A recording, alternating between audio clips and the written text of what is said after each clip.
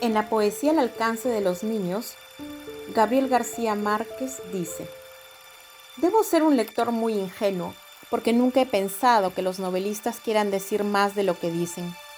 Cuando Franz Kafka dice que Gregorio Samsa despertó una mañana convertido en un gigantesco insecto, no me parece que eso sea el símbolo de nada, y lo único que me ha intrigado siempre es qué clase de animal pudo haber sido. Creo que hubo en realidad un tiempo en que las alfombras volaban y había genios prisioneros dentro de las botellas. Creo que la burra de Balaam habló, como lo dice la Biblia, y lo único lamentable es que no se hubiera grabado su voz. Y creo que Josué derribó las murallas de Jericó con el poder de sus trompetas, y lo único lamentable es que nadie hubiera transcrito su música de demolición. Creo, en fin, que el licenciado Vidriera de Cervantes era en realidad de vidrio, como él lo creía en su locura, y creo de veras en la jubilosa verdad de que Gargantúa se orinaba a torrentes sobre las catedrales de París. Más aún, creo que otros prodigios similares siguen ocurriendo, y que si no los vemos es en gran parte porque nos lo impide el racionalismo oscurantista que nos inculcaron los malos profesores de literatura.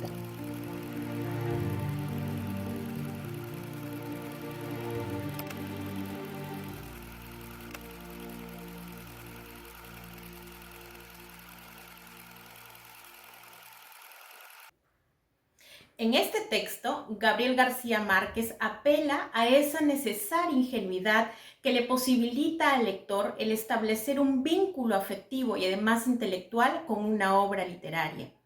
Sin embargo, también cierra este texto con una contundente afirmación que nos interpela sobre la relación entre el lector, el texto y la escuela, cuestionando las formas y métodos de esta última. Dicho esto, podemos plantearnos interrogantes como: ¿qué tipo de lectores ha formado la escuela? ¿Cuáles son los enfoques de formación de lectores que se han generado a lo largo del tiempo fuera del espacio escolar? Si cada lector es un enigma porque cambia o evoluciona a lo largo del tiempo, ¿por qué se recurre constantemente a la uniformidad de las estrategias de animación a la lectura o a las estrategias de comprensión de textos, que en muchos casos han devenido en manuales o recetarios de dudosa calidad? Bienvenidos a Desde Abajo, un microprograma para disfrutar y conocer de la literatura infantil y juvenil.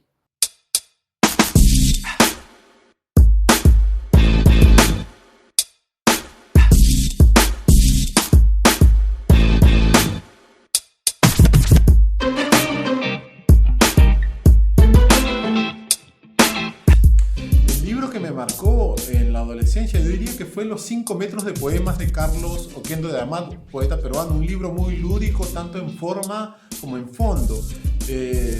Parece como un juguetito, es finalmente un papel que se extiende en 5 metros, ¿no? Un rollo de papel de 5 metros, por algo se llama 5 metros de poemas, ¿no? Pero tiene un lenguaje muy lúdico, muy atrevido, muy vanguardista, es muy juguetón, es casi como un juguete, diría yo. Entonces es muy fácil enganchar con el maravilloso mundo de la poesía con ese libro, sobre todo para un chiquillo. Yo tenía 12 años cuando lo pillé por primera vez. Después, ¿por qué escribo? Yo creo que escribo para sacar, para convertir las cosas buenas en algo positivo. Yo escribo generalmente de cosas negativas que me han pasado, así que la literatura en ese sentido es una herramienta para darle una vuelta de tuerca y convertir lo malo en bueno, ¿no? Después me dicen qué libros son mis libros favoritos. Hay varios, pero habría que elegir 4, así que acá van los ganadores. El primero es El poeta en Nueva York, de Federico García Lorca, el poeta español. Un poemario bellísimo, de los mejores en habla hispana, y con un lenguaje un poco complicado. Hay que tenerle paciencia, pero con unas imágenes poderosas. Hay que insistir con el libro hasta que de pronto se abre y es hermoso, en verdad. Es hermoso, narra la estancia del poeta en la ciudad de Nueva York, ¿no? Y toda esa experiencia migrante de García Lorca la pasa por su filtro sensible y finalmente nos ofrece una de las obras mayores de la literatura en español, en la poesía particularmente. Y después otro, Los Inocentes, de Osvaldo Reynoso, peruano, un libro de cuentos. Creo que el libro que por primera vez me mostró que la literatura también podía hablar de cosas de una manera chorada, que podía también hablar de bares, de cervezas, de chicas, de esas cosas que para mí eran tan familiares, y dije, wow, ser escritor es también ser un rebelde, ¿no? Es una hermosa manera de ejercer la rebeldía, la literatura. Osvaldo Reynoso me ayudó mucho en eso. Otro libro que me encanta es el Diccionario Filosófico de Fernando Savater. Ahora no lo tengo que es Las Preguntas de la Vida, que es muy similar. El diccionario filosófico lo tengo prestado, pero me enseñó ese diccionario filosófico sobre todo a entender que la filosofía es una cosa práctica, que sirve para cosas prácticas, incluso para cosas como ir al supermercado, relacionarte con tus amigos, llevar relaciones sentimentales. Para eso sirve la filosofía, no es esa cosa de un tipo meditando acerca de la nada en el pico de una montaña, no. La filosofía es otra cosa, y una cosa muy hermosa. Otro libro, Jordan Peterson, 12 reglas para vivir. Este libro me lo regaló una chica estupenda, y Jordan Peterson nos ofrece en este libro una especie de manual para darle sentido a nuestra vida. Es un libro muy necesario en tiempos donde el pensamiento hegemónico cultural suele ser muy uniforme, monocorde, y Jordan Peterson es una voz discordante que recomiendo mucho leer, en verdad, porque nos recuerda nuestro derecho a pensar libremente, y tanto como la necesidad de asumir deberes, tanto como estamos reclamando derechos. Un libro muy, muy interesante, y creo que muy necesario para tiempos actuales.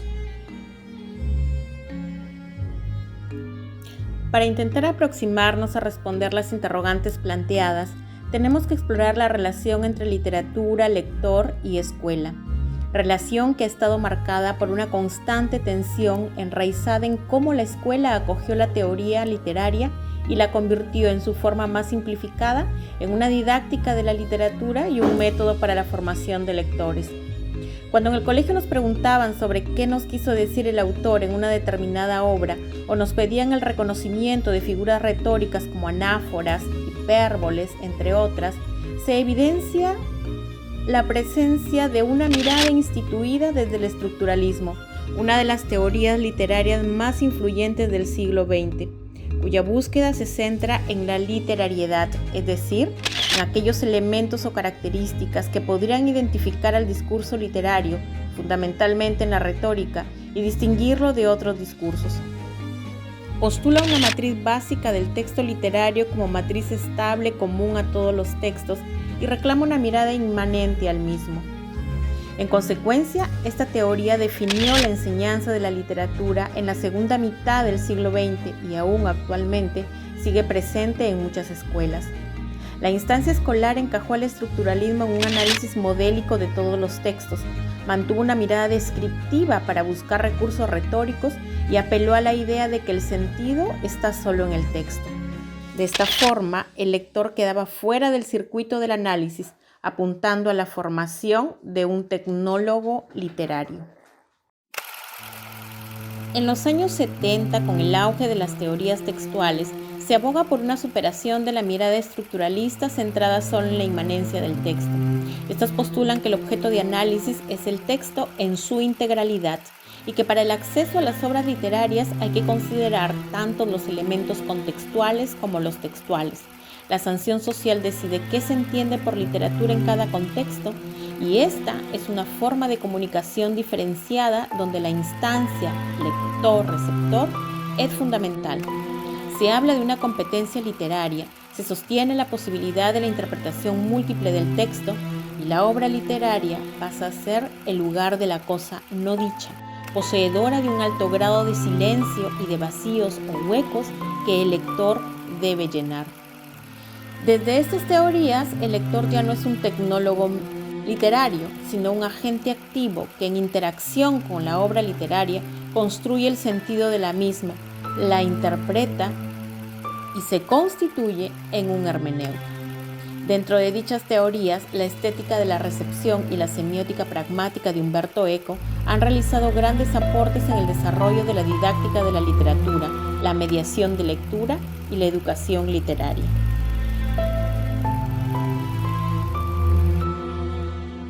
Así como el estructuralismo, las teorías textuales llegaron a la escuela, también de manera superficial, donde se ha incurrido en una banalización del análisis literario que se queda en el mero impresionismo de señalar aquello que al lector le gustó o no le gustó en una obra literaria y en la limitación a identificarse con un personaje.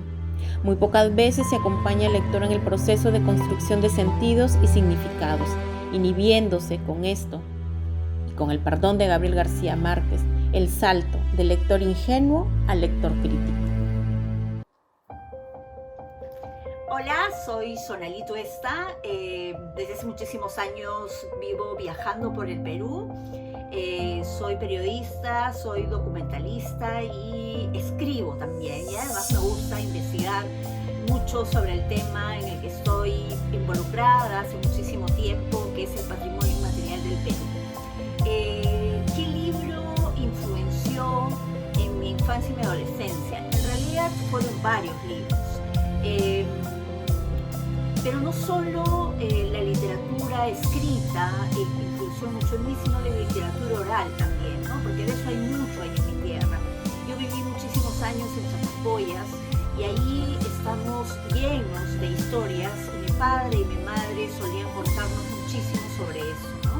Sobre Ángela Sabardeí, por ejemplo, sobre nuestras zonas especiales allá en Amazonas, los atractivos, pero siempre sazonado con esa leyenda y esa creencia popular. Así que eso también estimuló mucho la imaginación y también las ganas de escribir, de anotar estos diferentes momentos, ¿no? Un libro o una colección que fue muy importante para mí es El Tesoro de la Juventud. Eran varios volúmenes y hablaban de diferentes temas. Cuando era muy chica me sirvieron para imaginar a través de ellos y hacer que sabía leer. En realidad yo miraba la foto y contaba sobre esa foto y decía que estaba leyendo. Luego, muchos años después, sirvieron ya para aprender otras cosas y de verdad encontré cosas fascinantes que me iban y me llevaban a otros mundos que me ayudó muchísimo en esa época. Porque en esa época no había internet, pues no había estos medios que tenemos hoy, así que era muy difícil llenarnos de información a través de otros instrumentos que no sea el libro.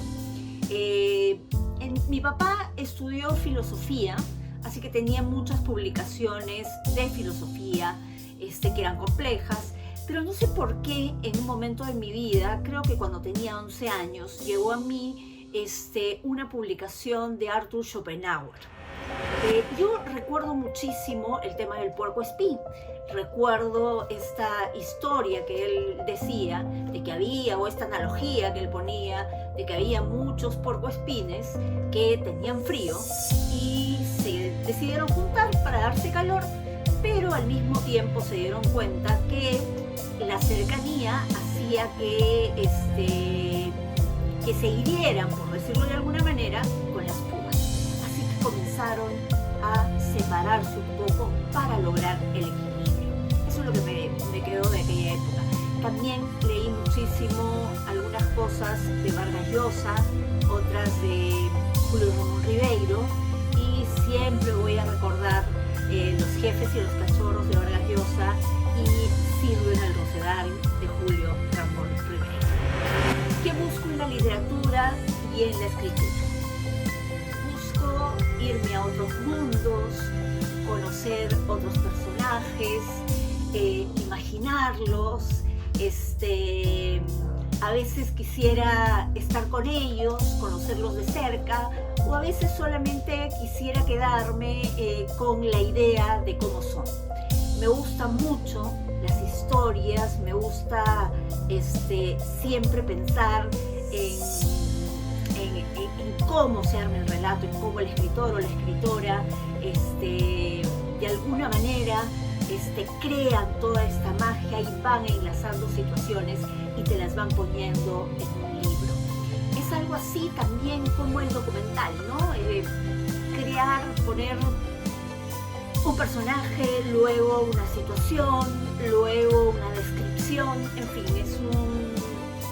es un viaje interminable que me parece súper alucinante siempre, ¿no? Y creo que eso me provoca diferentes escritos, ¿no? No solo, por ejemplo, escritos de ficción, sino también crónicas, sino también relatos vivenciales o historias del Perú que se recogen a lo largo de los años. ¿Qué busco al escribir? De alguna manera reproducir en papel, en otro lenguaje, lo que observo, lo que me cuenta la gente. Entonces,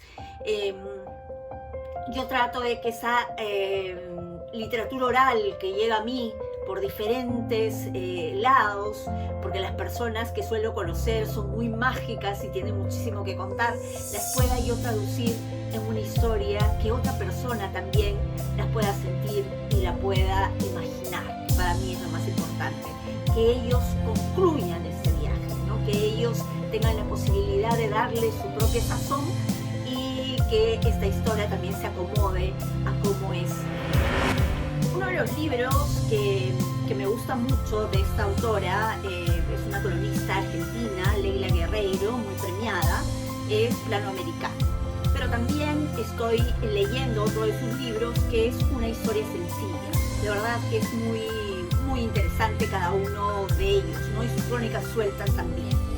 Otro libro que me gusta mucho, que lo leí por primera vez en la universidad, con mayor atención en realidad, es El zorro de arriba y el zorro de abajo de José María Arguedas. Mucho tiempo después hice un documental a partir de los personajes del libro en Chimbote y todavía la lectura fue mucho más fascinante.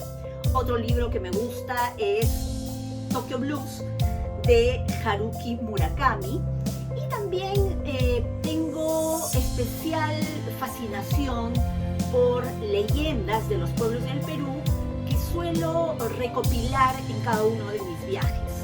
Uno de los textos que aprecio muchísimo es de verdad una recopilación que se llama Los Pumacocha y que fue hecha por Hilder Tuestadet, ¿ya? Los Pumacocha cuenta muchísimas leyendas de Pumacochas, que es un poblado en la provincia de Bongará, en la región Amazonas. Es interesante cómo he escuchado a los demás para escribir estas leyendas y poder tener la oportunidad pues nosotros de leerla, ¿no? No sé aún si las ha publicado, pero algunas de ellas salieron en mi programa.